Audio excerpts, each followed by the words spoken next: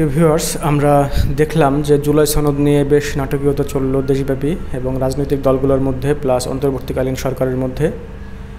তো অন্তর্বর্তীকালীন সরকার বলেছিল, বিশেষ করে ডক্টর ইউনূস বলেছিল যে রাজনৈতিক দলগুলো যেন তাদের সিদ্ধান্ত বা তাদের মতামত আমাদেরকে জানায়। যদি তারা এই তারিখের মধ্যে না জানায় তাহলে আমরা একটি সিদ্ধান্ত নেব। জাতীয় ঐকমত্য কমিশন কিন্তু একটি ঐতিহাসিক যে কাজ, যেটি অন্তর্বর্তীকালীন সরকার করেছে। অনেক রাজনৈতিক দল বিভিন্ন বিষয়ে তার একমত হয়েছে এবং অনেক বিষয়ে তার একমত হয়নি। তো এরপরেও দেখা যাচ্ছে যে মোটামুটি অনেক বিষয় সংস্কার হয়েছে।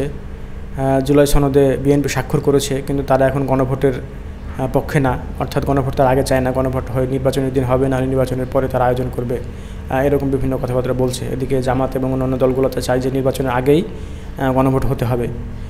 তো আসলে এখানে সবাই বুঝতে পারছেন বিষয়গুলো, আমি নতুন করে ব্যাখ্যা করছি না কাদের মতলব কি, কারা কি হচ্ছে যে করতে চায় এটা নিয়ে। আসলে জনগণ যেটা চায়, কেন বিভিন্ন দল সেটার বিরুদ্ধে যাচ্ছে আমি এটা বুঝতে পারছি না, বা আমরা এটা বুঝতে পারছি না। তো এরপরেও আমরা কিছু বিষয় লক্ষ্য করছি যে এটা যদি অন্য সরকার করে তাহলে ঐতিহাসিকভাবে সে হিরো সাজবে এবং হিরো হবে।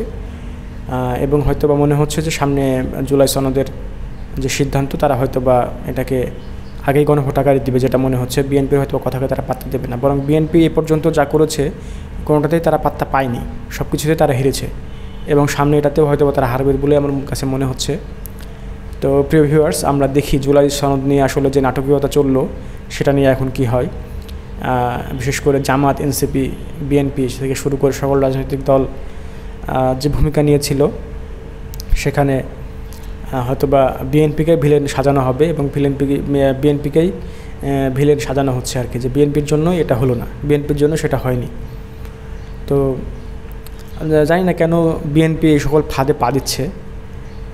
আসলে সৎ মানসিকতা নিয়ে যদি সততার সাথে রাজনীতি করতে হয় তাহলে তো এখানে স্বাক্ষর করলে বা হচ্ছে যে আগে গণভোট দিলে তো আমি কোনো সমস্যা দেখি না, বা দেশের জনগণও তো এটা মোটামুটি দেখছি সবাই বলছে যে গণভোট আগে হলেও কোনো সমস্যা নেই।